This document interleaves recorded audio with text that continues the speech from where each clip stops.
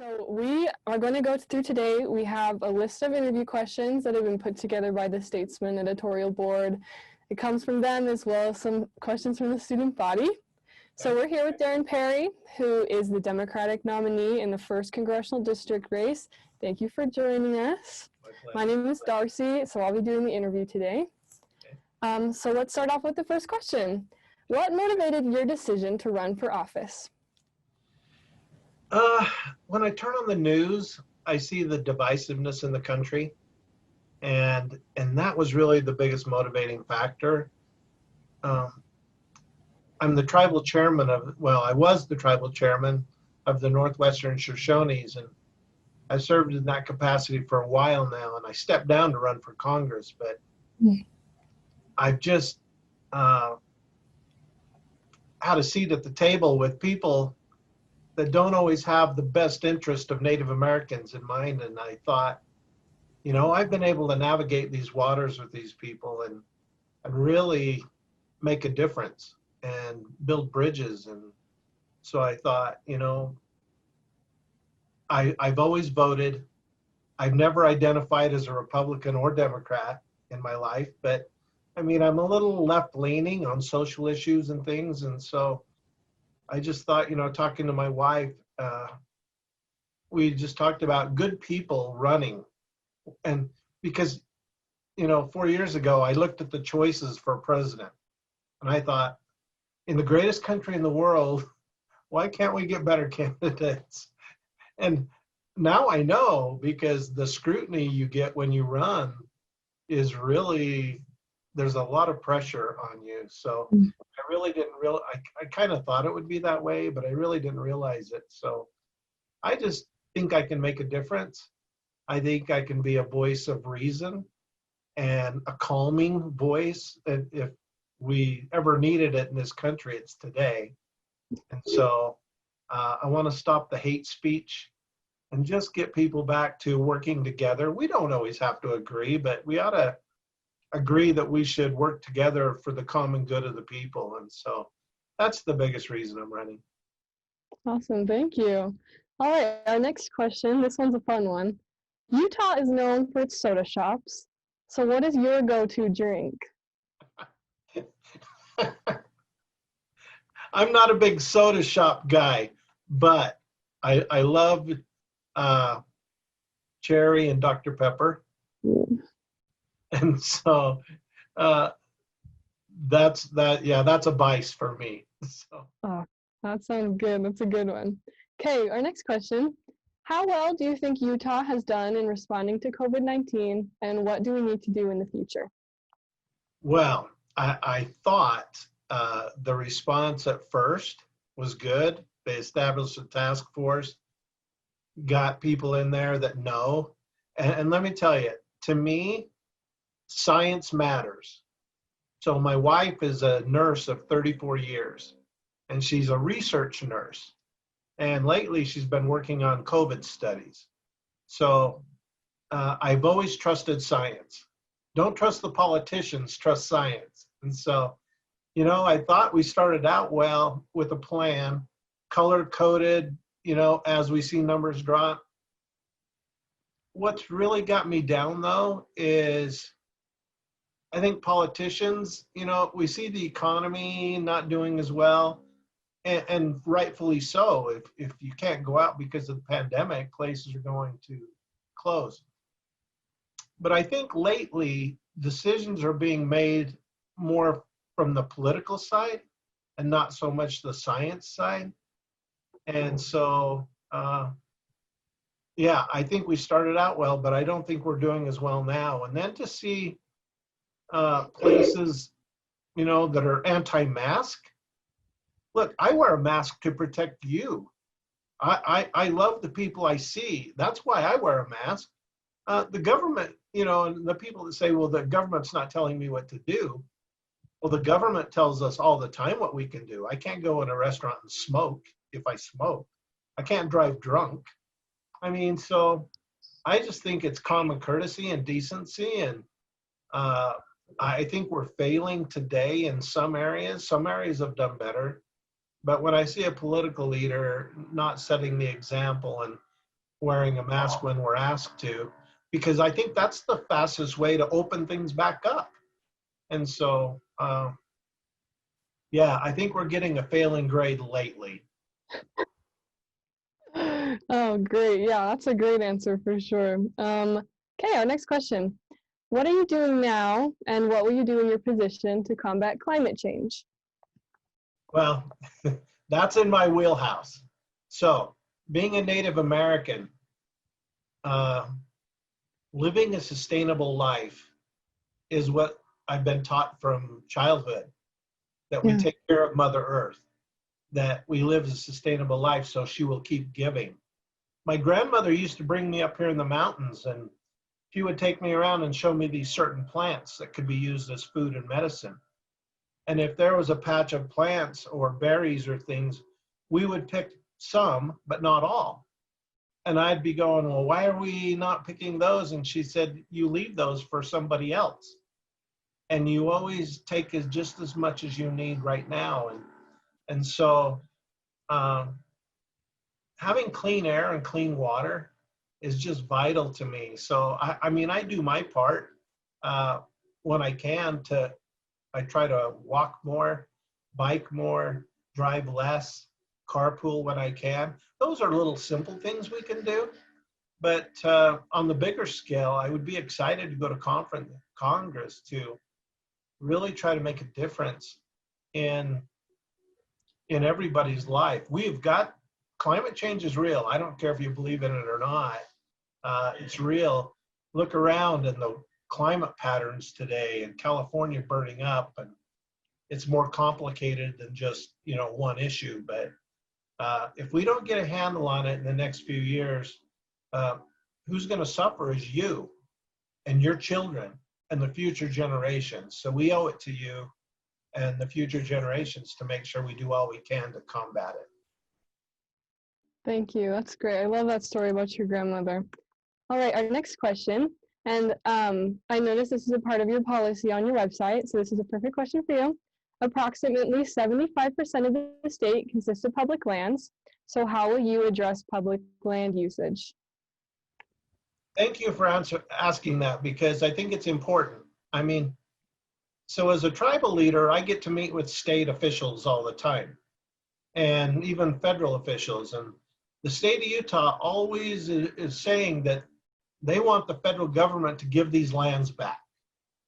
So 70% of Utah is owned by the federal government, BLM, forests that we have here in the beautiful Cache Valley.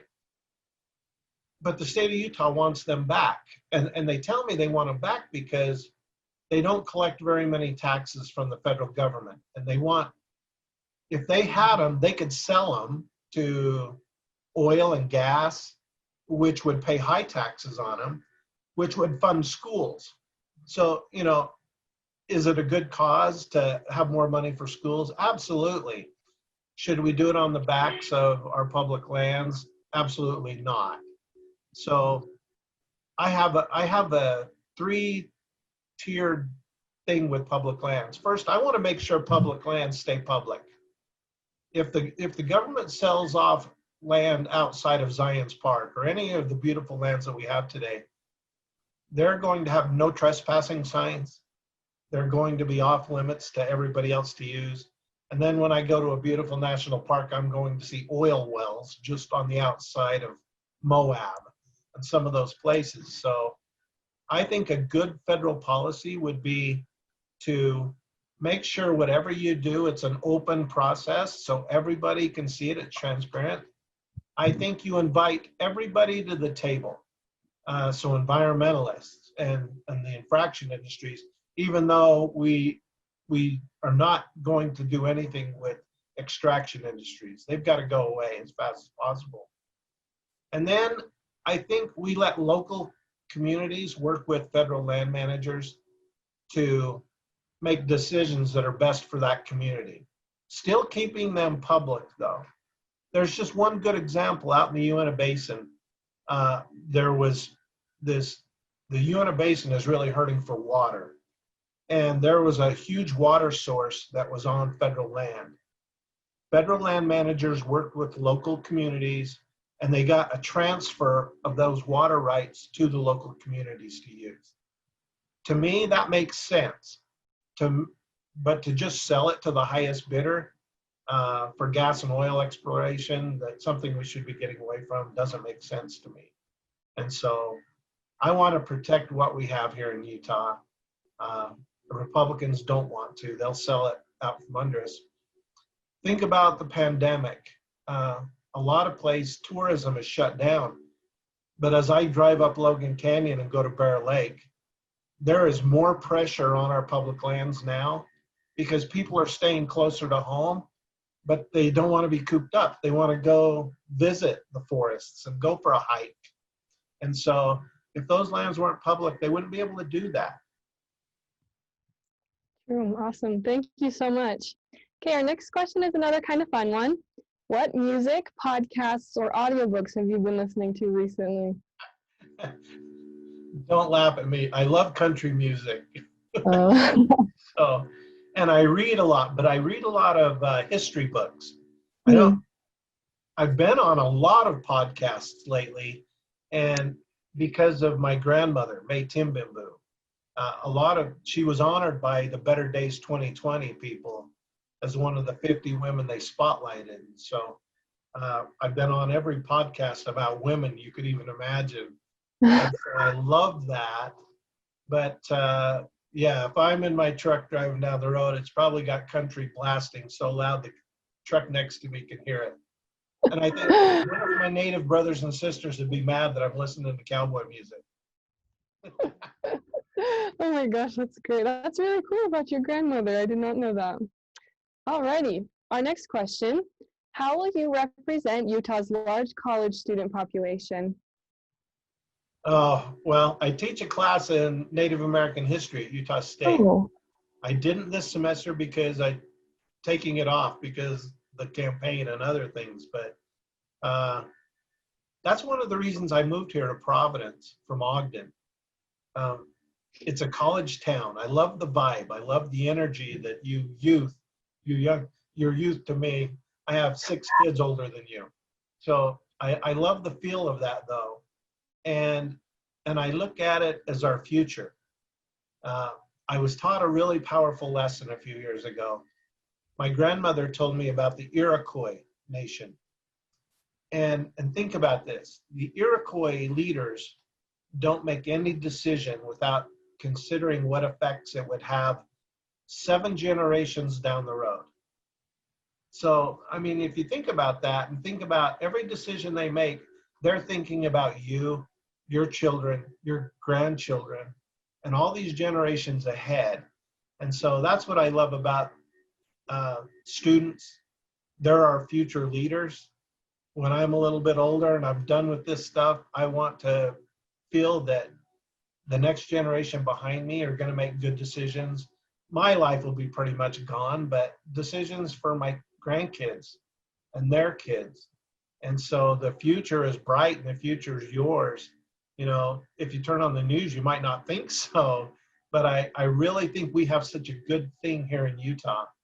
We're a little bit more isolated from some of the really bad things that are going on.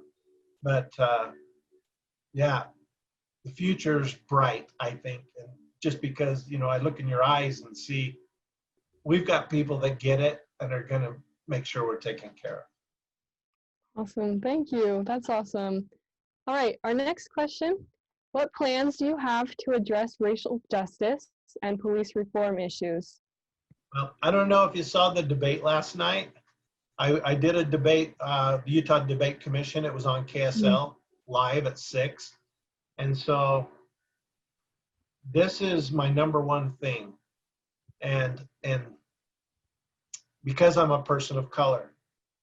And so, you know, when the founding fathers, and I said this last night, when the founding fathers came up with the Declaration of Independence and our Constitution, you know, they say all men are created equal. And then I go, well, wait a minute, all men? Because in 1776, Black people weren't all. Native Americans weren't included in all. And when I read, do the Pledge of Allegiance, injustice for all, we've been saying that all our lives. But think about what it really says. Is there really justice for all? And there's not. And so it's just the country started out already excluding blacks, already excluding people of color. And they're still, to some extent, excluding those two groups. And not only those two groups, but other marginalized groups. And I had somebody say to me the other day that said, well, Black Lives Matter makes me crazy. All lives matter. And I just said, all lives will never matter until Black lives matter.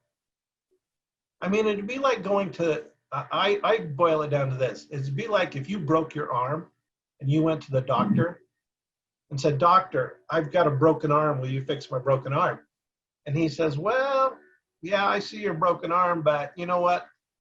All your bones are important. So I don't want to hear about that. All your bones are important.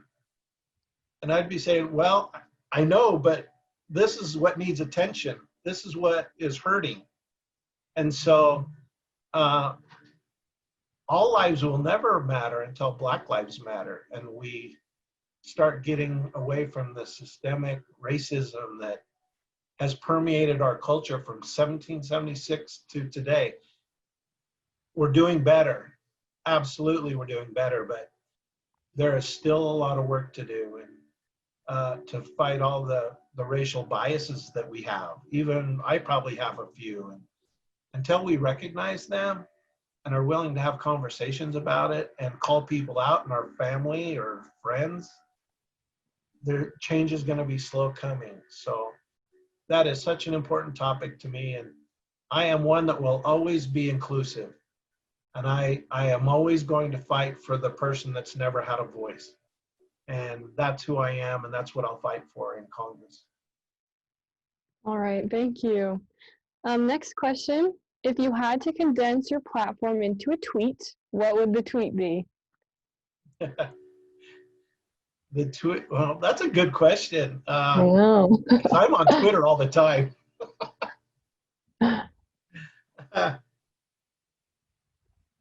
I would say what I just said about all lives matter. And I would just say this: all lives will never matter until Black lives matter. Give those communities who have never had a voice, and give them a seat at the table.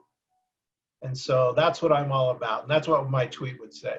I better go tweet that now, right? All right, I'll be watching for it. This is a question that I'm just wondering. So you've mentioned a few times about your Native American heritage and how you served as a tribal leader. I'd like to know how you feel that your time as a tribal leader has prepared you to be a representative in Congress.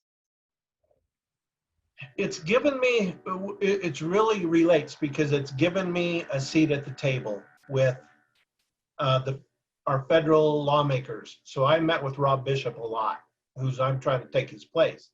Mm-hmm. I met with Mitt Romney and his staff. So being a tribal leader actually gave me access to those people, and the governor, like monthly. So it just allowed me to meet with people, government officials that can make a difference. I've seen how government works. I've seen how we interact. And so my time as the tribal leader working through issues with them has absolutely prepared me for what's in store.